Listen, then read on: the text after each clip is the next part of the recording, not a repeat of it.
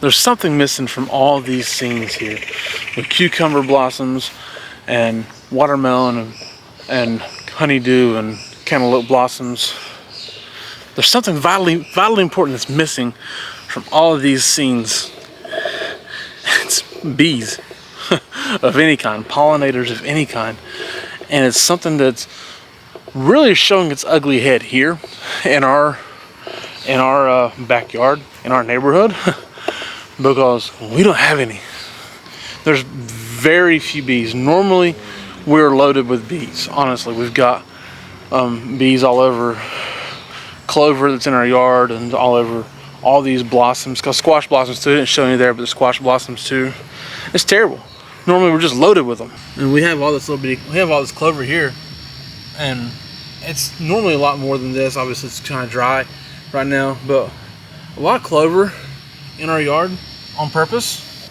I will not get rid of clover in the yard. We need it to help attract the bees, obviously to help feed the bees.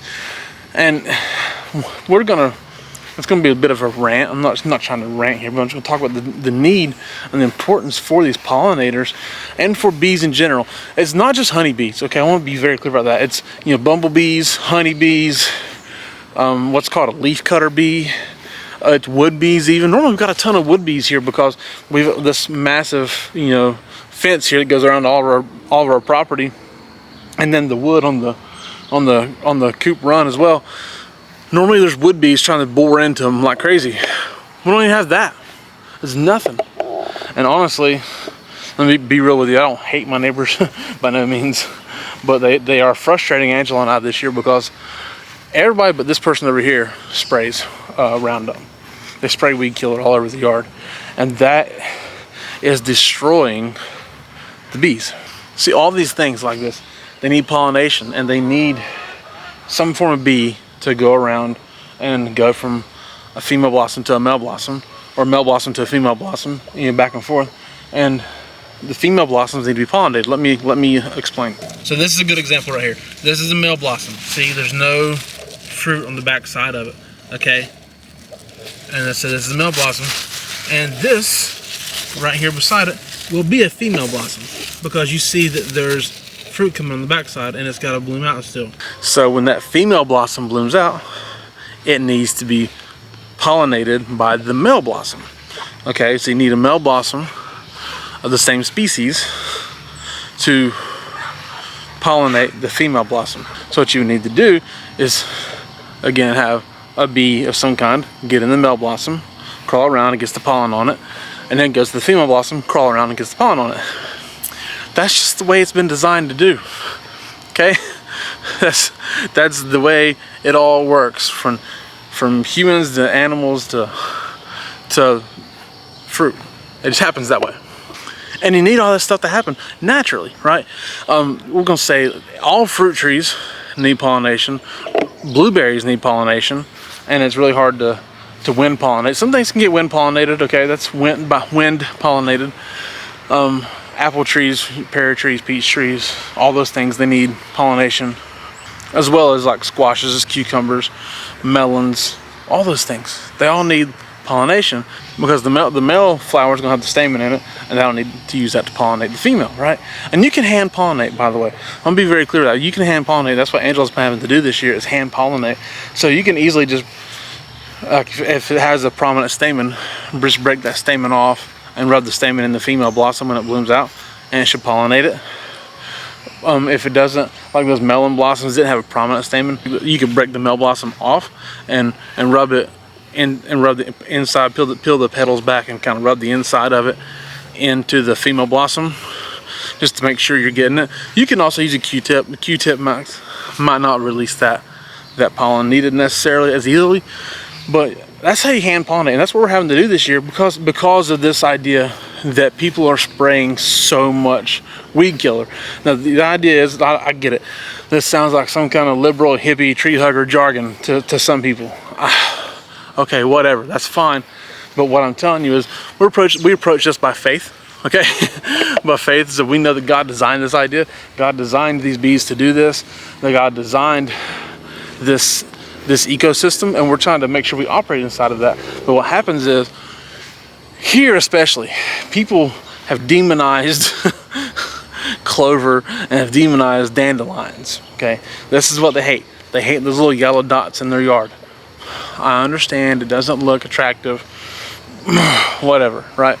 I understand that, but there's got to be a way that you can have your pretty little yard and grow your nice green grass that you cannot eat and not destroy the bees. Okay, because when you spray weed killer, especially Roundup, on or glyphosate of any kind on, let's say, the dandelions, so you spray it dandelion and then a bee gets on there, then that bee dies, plain and simple, because it'll try to get the nectar or whatever from the dandelion, and it's going to kill the bee, plain and simple. Same with clover. They hate clover. You spray it down, bees get on it, it kill it. That's just how it happens. And then they run off. The bees just go away because there's nothing. They know that there's poison there for them. So therefore, we'll say that neighbor sprays, that neighbor sprays, that neighbor sprays, and I'm sure people are over there to spray too. They've got to. I think that one does for sure. But it's destroying this ecosystem that we need to operate. Now, a lot of people want to tell you, no pollinators, no food. Well, that's just not 100% true, okay? Again, squashes, melons, zucchini, winter squash, all that kind of stuff, all squashes, melons, fruit trees, blueberries. A lot of these things do require pollination, like from some sort of some form of bee or some kind of blossom to blossom pollination. Other things are open pollinated that don't require that. Okay, we'll say like these tomatoes. Okay, these beautiful tomato plants do need to be pollinated. The blossoms do need to be pollinated, but they can be wind pollinated. Okay, they're easily pollinated from blossom to blossom just by wind or by other flying little insects. Okay, same with peppers, same with beans, corn even. Okay, corn, when you see oddly enough, corn has to be pollinated. Okay, you'll see the tassels come up, and then they'll produce the really sweet smelling guys are blossoms really, and those things, they have to be pollinated. But that's the reason you need to plant your corn in a patch like we've done here. That way they can blow easily back and forth, and they can get pollinated that way. So also little flies and whatnot can help pollinate those things, but they need to be pollinated too, but they can be pollinated more easily through wind and other sources. So it's not exactly true that to say no pollinators, no food. However, the pollinators are so important to what we do, and what we're proposing is that just be more thoughtful about what we're doing and how we're doing it. Let's be more thoughtful about worrying about dandelions as opposed to things that we need to help produce food. I got some people so mad at me at work because, well, they're just like, you have dandelions in your yard? I said, we have some, which honestly very few. Well, I don't like it. I like my green grass. I like my green lawn. Okay, cool. I like to eat food. I mean, you can have your green yard. I will have my garden that produces food, and we'll see who lives longer. Okay, if something happens, you probably can come knocking my door looking for food, right? But I mean, let's just be more thoughtful. Okay, that's what we're saying. These people out here recklessly spraying weeds, worrying about weeds, and worrying about having the perfect yard, and destroying our food system. We got to understand this is just wrong. Okay, it have lifetime of effects of drastic measures, drastic proportions, and we need to be mindful of that thing, okay? And understand that God designed this stuff for our benefit, right? He didn't design this so we could have pretty yards and sit around and be thankful about a pretty green grass.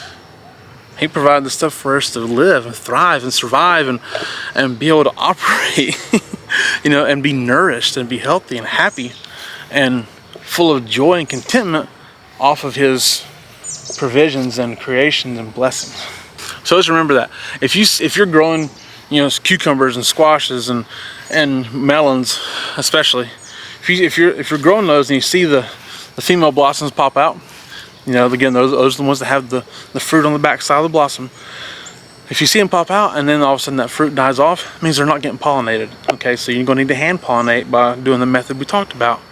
Okay, and if you are afraid that they didn't get pollinated, make sure you try that method that we talked about, right? Of just rub the blossoms together. That's it.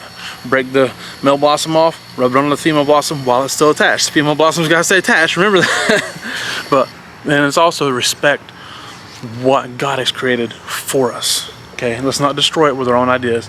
Let's respect it for what he did for us. Thank you guys so much for watching. I do appreciate it. My name is Jason. This is Art of Creation Homestead. We love y'all. God bless you and goodbye.